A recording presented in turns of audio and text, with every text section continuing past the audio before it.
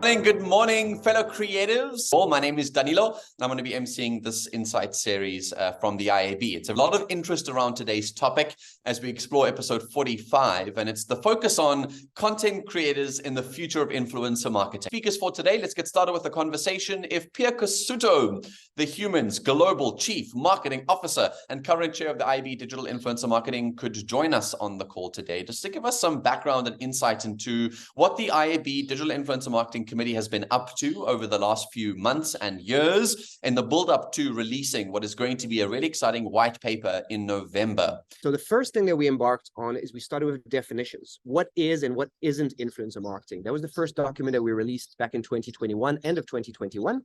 And that was really just the first stepping stone. And we had many robust discussions, many debates, asked for input from different people, asked for questions from different members of the community to try to understand what else did we need. And so from there, we worked on a white paper document, which will now be released within the next couple of weeks, which really looks at best practices in the influencer marketing industry, tackling not only definition, but metrics. You know, what metrics exist? What do they mean? What do they measure? And then going into best practices as well. Best practices phrased as Q&As, based on questions that we received around things that range from, you know, what do I need to consider in my strategy? What should I include in my contract? And really it's about a 40 page document. And the goal is to equip any marketer or any agency in South Africa with a solid base of knowledge on which they can build and expand their own strategy and their own kind of creative ideas, but bring that consistency across the industry. So it really depends on the client's campaign objectives. So are they looking to drive reach and awareness around their brand? Are they wanting to drive conversations and engagement around maybe a new offering or competition? Or are they trying to drive conversion or sales around a seasonal promotion? The campaign objectives really determine the KPIs that we request from influencers. Co-authoring briefs together will produce a better outcome. And I think that actually mitigates a lot of risk by involving the influencers upfront in the beginning stages. And it really is the creators who know their audiences the best. So I think it's about trying to get closer to the sort of magical middle where we've got the intersection of what the creator wants to do, how the brand wants to appear, and then also what the audience cares about the most. So I think it's just really important to keep that authenticity with the creators, because they're the ones that know their audience the best. We've seen it again and again. Working with micro and nano-sized influencers is actually incredibly successful. They drive the brand harder, they really trust in what you're doing, and they really create that engagement from their circle of trust. Another big misconception would be that some agencies and brands expect the influencers to produce these amazing TV commercial quality ads. And if that's what you're looking for, then influencer marketing may not be the right channel for you. The entire purpose of this channel is to connect with your target audience in a way that is relatable and authentic. So if you're looking at some of the influencer campaigns that go viral online, most of them aren't even like these excellent HD quality, but you know, people are hooked to the story, and they are hooked to the storyteller in the video.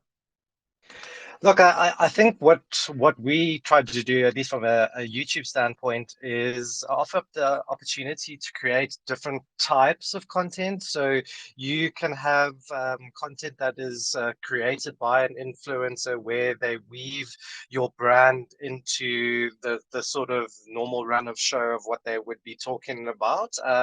And then the converse to that is actually taking a piece of creator content and then promoting that or boosting that with your brand on that piece of content, which should do a little bit of work at least to maintain that authenticity in the way that the creator normally communicates with their community. The advice that I would give to brands when working with creators, they have to do their own research and understand the creator, and also understand if the creator and the brand best align. The piece of advice that I would give brands when collaborating with influencers is that they must create a very detailed brief. It's all in the brief.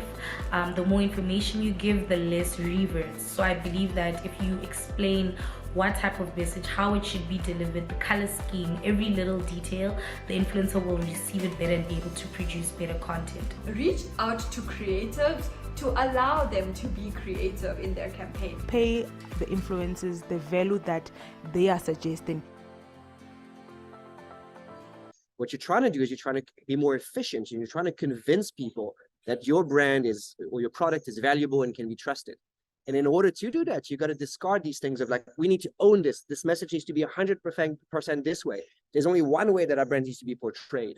And so my advice would be, listen to the influencer, even if what they say and what they know is different from what you say and you know, because you might start seeing things from the eyes of your consumer or your potential consumer and realize that actually you need to adapt to how they speak, how they think, how they portray your product, rather than what you want them to think, because there's only one way and one church they should pray to when they think about your product.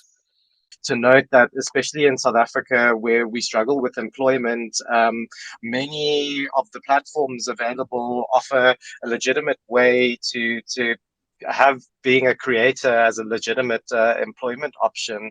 I know on YouTube in particular, you only need 1,000 subscribers and something like 4,000 public watch hours before you can monetize your channel. I guess there's just lots of opportunity ahead for all of us that are in the space. Panelists, thank you for your time. Attendees, thank you for making an effort to be with us today. Until the next Insight session from me, Danilo, and the rest of the IAB team, have a lovely afternoon. Goodbye.